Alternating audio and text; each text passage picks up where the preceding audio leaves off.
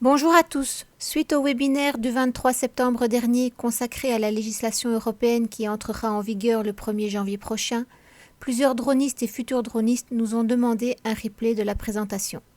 Nous en avons profité pour résumer l'ensemble des questions qui nous ont été posées lors du webinaire et nous vous proposons une présentation reprenant la législation européenne, les équivalences des licences et attestations actuelles, les futures formations européennes et un résumé des questions qui ont été émises par les participants. La question principale que nous allons donc aborder aujourd'hui est « En quoi consiste la législation européenne et comment s'articule-t-elle » À partir du 1er janvier 2021, l'espace aérien belge sera réparti en zones de vol, les zones de vol open et les zones de vol spécifiques. Il y aura plusieurs catégories de vol. La catégorie open dite à risque faible, la catégorie spécifique dite à risque accru et la catégorie certifiée dont le risque correspond à l'aviation habitée. Elle n'a pas encore été définie par l'EASA, nous n'en parlerons donc pas aujourd'hui.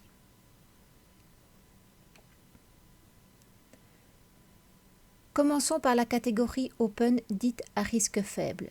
Elle comporte plusieurs sous-catégories avec différents types de classes de drones. Il y a donc la sous-catégorie A1 avec des drones de classe C0 et C1, la sous-catégorie A2 avec des drones de classe C2, et la sous-catégorie A3 avec des drones de classe C3 et C4. Commençons par la sous-catégorie A1 avec des drones de classe C0, c'est-à-dire moins de 250 grammes. Le télépilote doit avoir minimum 14 ans et doit enregistrer si son drone a une caméra. Le drone peut peser jusqu'à 250 grammes. Il ne faut faire ni déclaration, ce qu'on appelait notification jusqu'à présent, ni demande d'autorisation, ce que l'on appelait dérogation jusqu'à présent. Aucune formation n'est obligatoire. En ce qui concerne les prescriptions, le drone peut voler jusqu'à une altitude maximale de 120 mètres en fonction des prescriptions de la zone. J'insiste bien sur la notion de maximale parce qu'en fonction des prescriptions des géozones, cette altitude peut être diminuée. Le vol doit toujours s'effectuer à vue. Il faut conserver une distance de sécurité des personnes et le survol des personnes non impliquées est autorisé, même s'il faut toujours garder une grande prudence. On ne peut effectuer ni transport ni largage et on ne peut pas effectuer de survol des rassemblements de personnes. Qu'est-ce qu'un rassemblement de personnes ? Un rassemblement de personnes est un rassemblement où la densité des personnes présentes empêche ces dernières de s'éloigner. Il ne s'agit donc pas d'un nombre de personnes, mais bien d'une densité. Par exemple, le stade de foot est un rassemblement de personnes. Une plage en été peut l'être et peut ne pas l'être en hiver s'il n'y a pas beaucoup de monde.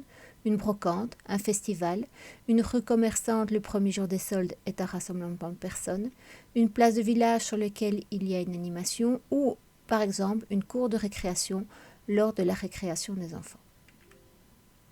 Restons dans la sous-catégorie A1 mais avec des drones de classe C1, à savoir jusqu'à 900 grammes. Le télépilote doit avoir minimum 14 ans et doit toujours être enregistré. Les drones peuvent peser jusqu'à 900 grammes. Il ne faut toujours pas faire de déclaration ni de demande d'autorisation. Et le télépilote doit suivre une formation théorique et un examen en ligne auprès de la DGTA. Au niveau des prescriptions, l'altitude est toujours de maximum 120 mètres. Le vol doit toujours s'effectuer à vue.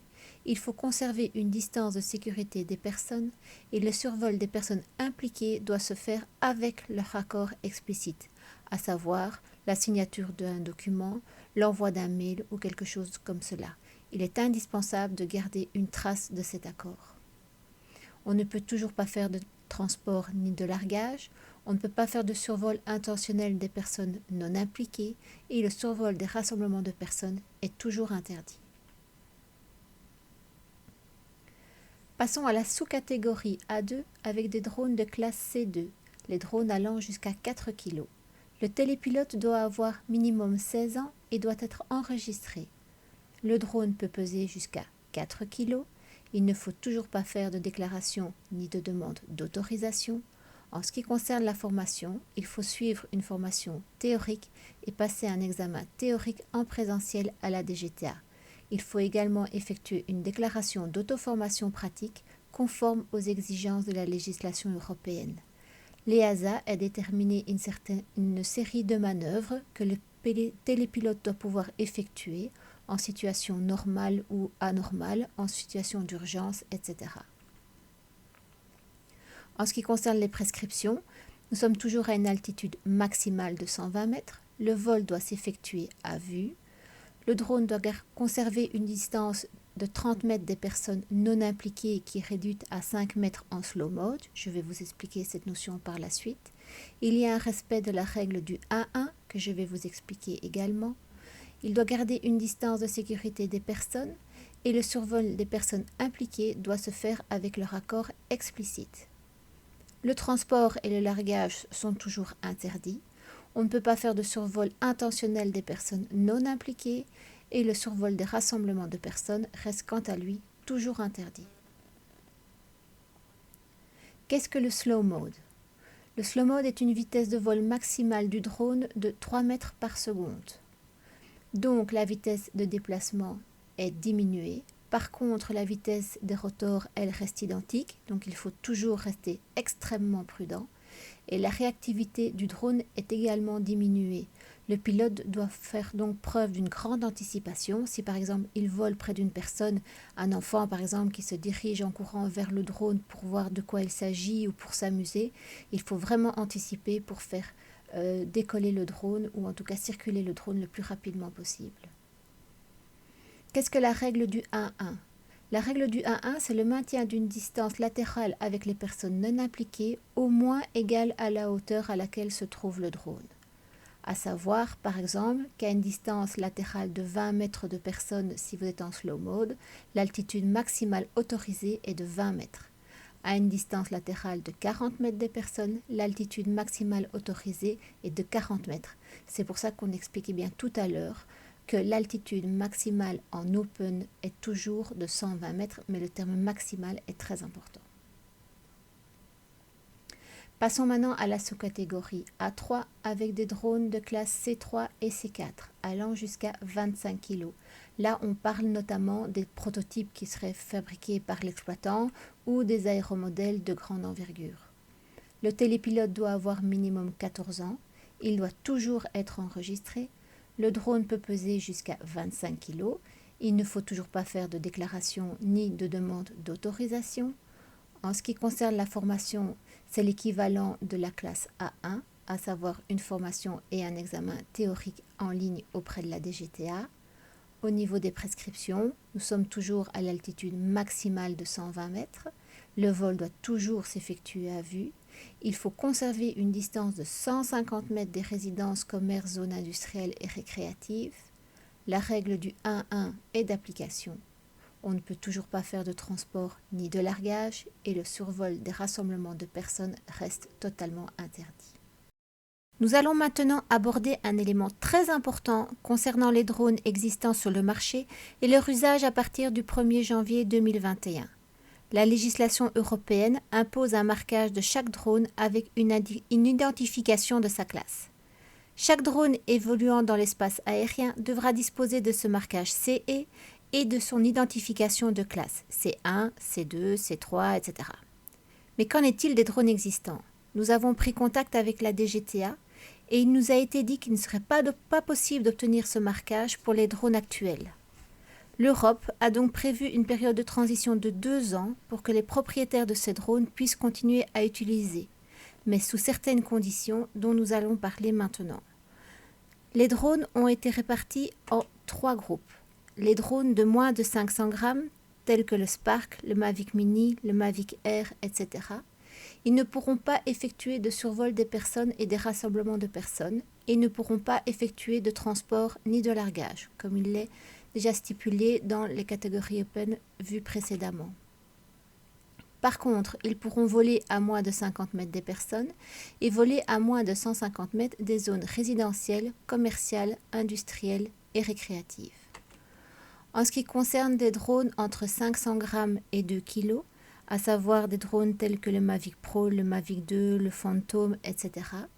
Ils ne pourront pas effectuer de survol des personnes et des rassemblements de personnes, comme il a été dit précédemment. Par contre, ils ne pourront pas voler à moins de 50 mètres des personnes. Or, comme on l'a vu tout à l'heure, en catégorie A2, le drone pouvait aller jusqu'à 30 mètres des personnes. Ici, dans ce cas-ci, si le drone n'a pas de marquage et qu'il pèse entre 500 grammes et 2 kg, il ne pourra pas s'approcher à moins de 50 mètres des personnes. Il ne peut toujours pas effectuer de transport et de largage. Par contre, il peut voler à moins 150 mètres des zones résidentielles, commerciales, industrielles et récréatives et devra toujours respecter la règle du 1-1. En ce qui concerne les drones de 2 à 25 kg, toujours pas de survol des personnes et des rassemblements de personnes, pas de vol à moins de 50 mètres des personnes et pas de vol à moins de 150 mètres des zones résidentielles, commerciales, industrielles et récréatives. On ne pourra toujours pas faire de transport ni de largage. Il sera donc très important que les drones actuels qui ne disposent pas de ce marquage respectent bien la règle du 1-1. Comme dans le reste de la catégorie Open, aucune dérogation à ces règles ne sera possible et donc si l'opération dépasse une de ces limites, il faut basculer en catégorie spécifique et faire une demande d'autorisation avec une analyse de type SORA dont je vais vous parler tout de suite. Si l'opération et la mission de vol dépassent l'une des limites définies pour la catégorie Open, on passe en catégorie spécifique dite de risque accru. C'est un risque accru pour les biens et les personnes au sol, pour les aéronefs habités évoluant dans l'espace aérien et pour les infrastructures sensibles. En catégorie spécifique, il comporte 3 possibilités. Le scénario standard STS, l'autorisation avec le SORA ou le LUC. Le LUC, c'est le Light UAS Operator Certificate qui concerne les personnes morales d'une certaine taille, les grandes sociétés, style Engie, Elia, etc. Nous n'allons pas en parler ici car ça ne concerne pas la majorité des personnes, mais vous pouvez retrouver tous les détails sur le site de la DGTA. Commençons par le scénario standard. Qu'est-ce qu'un STS? Un STS est un cadre dans lequel la mission va s'effectuer. Le cadre de mission est fourni par les autorités compétentes, à savoir la DGTA en Belgique, et un STS reprend les types de risques au sol acceptés, les types de risques aériens acceptés, les mesures d'atténuation qu'il convient de prendre et les compétences spécifiques que le pilote doit pouvoir démontrer. Par exemple, un STS urbain correspondrait au vol en ville. Il serait défini avec le poids de la machine autorisée, la hauteur de vol autorisée, les distances à conserver vis-à-vis des bâtiments ou des personnes le cas échéant, le matériel embarqué exigé ou interdit, les compétences du pilote, etc. À partir du moment où votre mission de vol correspond à un scénario standard, il convient d'effectuer une déclaration auprès de la DGTA, mais une demande d'autorisation ne sera pas nécessaire. Si l'opération ne respecte pas les prescriptions d'un STS, à ce moment-là, il faut effectuer une demande d'autorisation avec une analyse de risque de type SORA. L'analyse de risque comprend l'analyse des risques aériens, l'ARC, l'analyse des risques au sol, le GRC. En fonction de ça, on détermine les mesures d'atténuation à prendre et on introduit une demande d'autorisation, ce qu'on appelait jusqu'à présent la dérogation, auprès de la DGTA. Faisons un résumé maintenant des caractéristiques et des limites de chaque catégorie et partons du principe que nous avons des drones qui ont le marquage CE avec la classe du drone. En sous-catégorie A1, avec des drones de classe C0 et C1, le vol doit toujours s'effectuer à vue à une hauteur maximum de 120 mètres. En ce qui concerne le survol, avec des drones de classe C0, à savoir moins de 250 grammes, on ne peut pas effectuer le survol des rassemblements de personnes, mais on peut effectuer le survol des personnes impliquées et non impliquées. Avec des drones entre 250 grammes et 900 grammes, à savoir la classe C1, toujours pas de survol des personnes. On peut effectuer le survol des personnes impliquées avec leur consentement explicite, mais pas le survol des personnes non impliquées. Aucune dérogation n'est possible à ces prescriptions. En ce qui concerne la sous-catégorie A3 avec des drones de classe C3 et C4, le vol doit s'effectuer à vue, en VLOS, à une hauteur maximum de 120 mètres dans le respect de la règle du 1-1. Il faut conserver une distance de 150 mètres des résidences, commerces, zones industrielles et récréatives. On ne peut pas effectuer de survol des rassemblements de personnes. Aucune dérogation possible à ces prescriptions également. Au-dessus de ça, nous avons la sous-catégorie A2 avec deux drones de classe C2. Le vol doit toujours s'effectuer à vue à une hauteur maximale de 120 mètres dans le respect de la règle du 1-1. En ce qui concerne le survol, on ne peut toujours pas effectuer le survol des rassemblements de personnes. On peut effectuer le survol des personnes impliquées avec leur consentement explicite. Et en ce qui concerne les personnes non impliquées, il faut garder une distance minimale de 30 mètres qui passe à 5 mètres en low speed. Aucune dérogation possible également. Puis nous passons à la catégorie spécifique.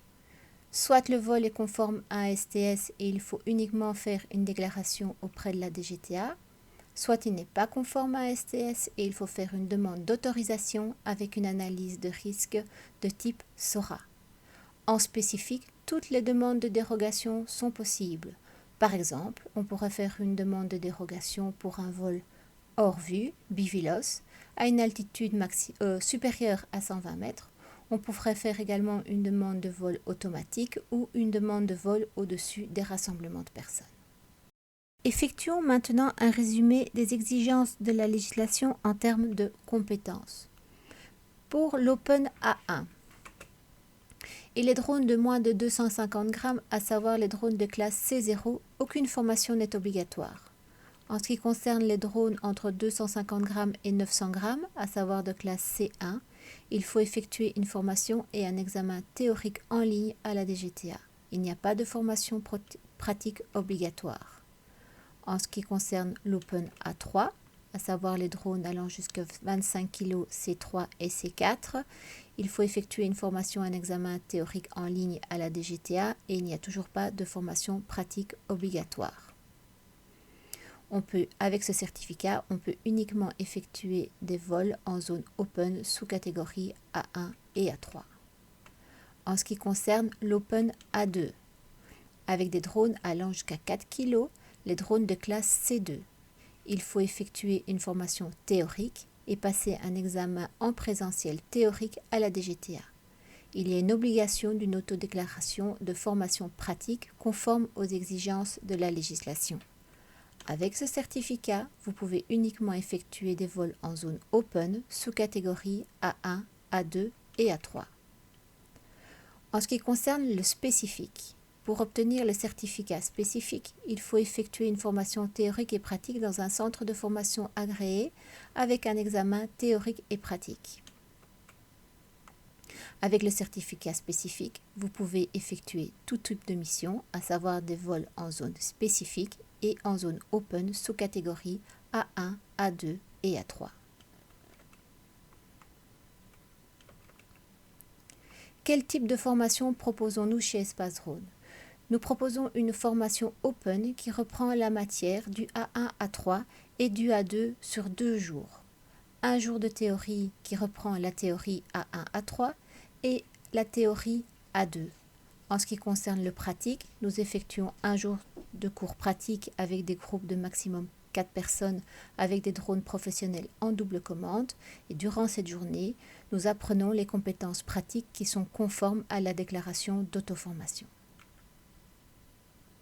Avec ce certificat, pour rappel, vous pouvez voler uniquement en zone open sous catégorie A1, A2 et A3. Afin d'obtenir le certificat spécifique, nous organisons donc une formation spécifique, mais pour permettre aux télépilotes d'obtenir l'entièreté de la formation, durant les 3 jours de formation théorique, nous voyons la théorie A1 et A3 qui vous permet de passer l'examen en ligne, la théorie A2 qui vous permet de passer l'examen présentiel auprès de la DGTA et la théorie spécifique qui vous permet de passer l'examen théorique dans le centre de formation agréé. Au niveau de la pratique, Nous continuons à travailler comme nous l'avons toujours fait jusqu'à présent, à savoir que nous organisons des cours particuliers, des modules de 4 heures, 3 modules de 4 heures, durant lesquels l'élève se retrouve seul avec son instructeur et son drone. Ce sont des drones en double commande. Cela vous permet d'apprendre les compétences pratiques qui sont conformes à la législation et conformes notamment au STS. Afin de pouvoir vraiment avoir toutes les compétences nécessaires pour la catégorie spécifique, nous joignons à la formation spécifique une formation SORA de 1 jour qui vous permet de connaître les domaines d'application et la structure de SORA, les procédures qui y sont liées et effectuer des études de cas et d'exercices qui vous permettront par la suite de pouvoir faire votre étude de risque SORA seul.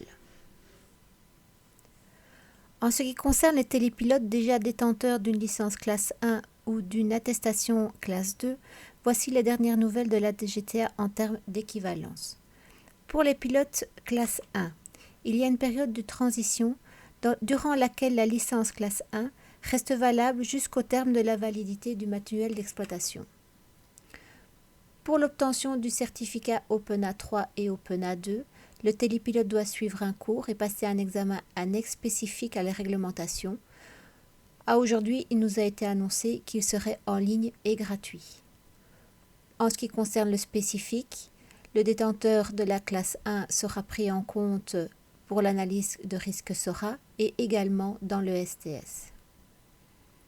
En ce qui concerne les télépilotes détenteurs d'une attestation classe 2, pour l'obtention du certificat Open A1 et A3, il devra suivre un cours et passer un examen spécifique à la réglementation qui devrait s'effectuer en ligne et être gratuit. Pour l'obtention du certificat Open A2, il devra suivre le cursus A2 européen, à savoir une formation et un examen théorique, l'examen étant présentiel à la DGTA, et effectuer une déclaration de formation pratique. En ce qui concerne le certificat spécifique, il devra suivre le cursus spécifique européen, à savoir une formation et un examen théorique et pratique dans un centre de formation agréé. En ce qui concerne les télépilotes qui sont toujours en cours et qui souhaiteraient passer leur classe 1 ou leur classe 2 conforme à l'arrêté royal, voici des dates importantes. L'examen théorique classe 1 peut être passé jusqu'au 31 octobre auprès de la DGTA. En ce qui concerne les examens pratiques classe 1 et classe 2, ils doivent être effectués avant le 10 décembre 2020. Le renouvellement d'une autorisation classe 1 peut s'effectuer jusqu'au 31 octobre 2020. Nous allons maintenant aborder les différentes questions qui ont été soumises par les participants lors du webinaire de la semaine dernière. Qu'en est-il du certificat médical LAPEL ? La législation européenne n'exige plus le passage d'une visite médicale pour l'obtention du certificat médical LAPEL. Quelle est la timeline pour le passage des examens ? Les premiers examens européens devraient être passables durant le courant du mois de janvier. Qu'en est-il de l'obtention des textes de loi? L'arrêté royal relatif à l'implémentation de la législation européenne devrait être signé ici courant du mois d'octobre. Au niveau des cartes Lower, il n'y aura plus vraiment de carte Lower, mais la DGTA va mettre une application en ligne qui permettra de consulter la carte avec les géozones. Et donc la plateforme Drone Guide sera donc remplacée par une application consultative. Les drones devront-ils être immatriculés? On ne parlera plus proprement dit d'immatriculation, mais d'enregistrement. Les pilotes, exceptés en A1C0, devront être enregistrés et recevront un numéro qu'ils apposeront sur leur drone. Le même enregistrement sera valable pour plusieurs drones. Qu'en est-il au niveau des assurances? Il faut distinguer deux catégories. Les drones dont la masse est inférieure à 20 kg. Le télépilote devra avoir une assurance en responsabilité civile et au moment de sa demande d'enregistrement, il devra fournir le numéro de police d'assurance pour les UAS qu'il devra couvrir pour tout dommage corporel et matériel à des tiers. En ce qui concerne les drones d'une masse supérieure ou égale à 20 kg, il faudra une assurance spécifique. Comment obtenir une autorisation à l'étranger? Quel est l'impact de la loi européenne pour les vols à l'étranger? Quelle est la situation dans les autres pays de l'Union européenne? Les certificats européens seront valables dans toute l'Union européenne. Les pilotes devront prendre connaissance des géozones du pays en question pour savoir s'il évolue en open ou en spécifique. Il devra également prendre connaissance des exigences en termes d'assurance, etc. Les géozones sont-elles déjà définies? Quels en sont les détails et les limitations? Les géozones sont en cours de définition, entre autres sur les conditions d'accès des CTR, etc. La DGTA nous a récemment dit que la carte serait établie pour le mois de janvier et visible via une application dont nous avons parlé tout à l'heure. Les modalités exactes sont encore à confirmer. Est-il possible de faire du vol de nuit? Oui, les vols de nuit sont autorisés par la législation. En open, il est obligatoire que les exploitations puissent s'effectuer à vue. Vous devez donc toujours avoir la possibilité de distinguer nettement votre drone et son entourage afin de respecter le vol à vue. Le drone devra notamment être équipé de lumière permettant d'assurer sa visibilité dans le ciel. Et l'environnement de vol devra permettre de maintenir pendant toute la durée de l'exploitation le vol à vue. En spécifique, comme pour les vols automatiques, le vol de nuit est autorisé sous toutes ses formes, moyennant soit un STS, soit une étude SORA. Pour faire un vol à vue, faut-il encore un observateur? L'observateur n'existera plus tel qu'il était défini dans l'arrêté royal existant. Donc, il ne sera plus un relais au pilote lui permettant de prolonger la distance de vol, mais un accompagnateur qui devra rester auprès de lui et vérifier la zone avec lui. Les vols en open devant être à vue, c'est le pilote ou l'observateur qui se situe à côté de lui qui doit lui-même garder en permanence le drone à vue, comme par exemple dans le cadre d'un vol en FPV. Pour un vol hors vue, il faut être en spécifique et faire une demande d'autorisation. En catégorie open, la distance pour s'approcher des bâtiments est-elle également de 30 mètres comme pour les personnes? Non, il n'y a pas de distance définie vis-à-vis des bâtiments, mais vous devez évidemment vous assurer qu'aucune personne n'est susceptible de s'approcher du bâtiment au moment de votre vol. Dans ce cas, il faut respecter la distance comme expliqué dans la catégorie open avec le respect de la règle du 1-1. Comment mettre les anciens drones en conformité pour le survol des personnes? La notion du nombre de moteurs minimum comme dans la législation actuelle n'est plus prise en compte avec la nouvelle législation européenne. Le survol des personnes dépend de la sous-catégorie dans laquelle vous vous trouvez, qui elle peut être fonction du poids du drone notamment. En fonction de cette catégorie, vous pouvez être amené à l'obtention de l'accord explicite, à savoir un document est signé de la part des personnes survolées. Comme expliqué précédemment, le survol des rassemblements de personnes est strictement interdit en catégorie open. Donc, si vous dérogez à une des exigences de la catégorie dans laquelle vous vous trouvez, vous basculez automatiquement en catégorie spécifique. Les drones vendus actuellement n'ont pas de certificat de conformité CE. Est-il exact que si le fabricant a émis un certificat pour un modèle, celui-ci est valable pour chaque drone déjà en utilisation? Une deuxième question relative à ça, c'est le drone doit-il être homologué pour évoluer en catégorie spécifique? Y aura-t-il un marquage CE et une classification CX? Et pour finir, j'ai déjà un drone qui n'aura donc pas le marquage CE et CX. Comment puis-je faire si je veux voler à moins de 50 mètres des personnes? Pour répondre à la première question, non. Nous avons pris contact avec la DGTA à ce propos et il ne sera pas possible d'obtenir le marquage CE avec la classification CX pour les drones actuels. C'est la raison pour laquelle, comme expliqué précédemment, l'Europe a prévu une période de transition de 2 ans durant laquelle les drones actuels peuvent continuer à voler moyennant certaines conditions. La deuxième solution est de basculer en spécifique avec une demande d'autorisation, car la catégorie spécifique hors scénario standard n'exige pas de marquage. Quels seront les coûts des différents examens? Selon les dernières informations que nous avons reçues il y a une dizaine de jours, l'examen A1, A3 en ligne serait gratuit et l'examen A2 en présentiel à la DGTA serait également gratuit, mais tout ceci est à confirmer par le SPF Économie. Est-il possible de faire du business en zone open? Oui, le business est possible tant en zone open qu'en spécifique. en zone open, il faut juste vérifier que les conditions de vol correspondent bien aux limites de la sous-catégorie dans laquelle vous vous trouvez, telles que le poids drone, la distance vis-à-vis des personnes, l'altitude en fonction de la règle du 1-1, etc. Sans quoi, il faut basculer en spécifique et faire une demande d'autorisation ou bien correspondre à un scénario standard. Je dois pouvoir utiliser professionnellement mon drone dans différents pays européens. Quel type de formation dois-je suivre? Chaque pays est libre de déterminer les géozones et leurs prescriptions. Il le fera notamment en fonction de la densité de la population, le type de relief, le contexte de chaque région. Est-ce que c'est une région touristique par exemple? Il faut donc bien vous renseigner quant à la catégorie, open ou spécifique, de la région dans laquelle vous devez travailler et faire attention au marquage CX et au respect de la règle du 1-1. Mais comme on dit chez nous, qui peut le plus peut le moins. Donc avec une attestation spécifique, vous êtes sûr de pouvoir voler partout en Europe, moyennant autorisation ou pas. Et pour terminer, j'ai un fantôme et je veux faire des prises de vue en ville. Comment dois-je faire? Vraisemblablement, les villes représentent un risque accru et devront donc être en catégorie spécifique.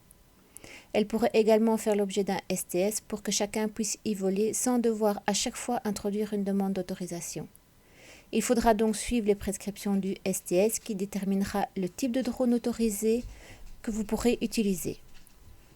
Le pilote devra de toute façon disposer d'un certificat spécifique, que ce soit en STS ou avec une demande de SORA.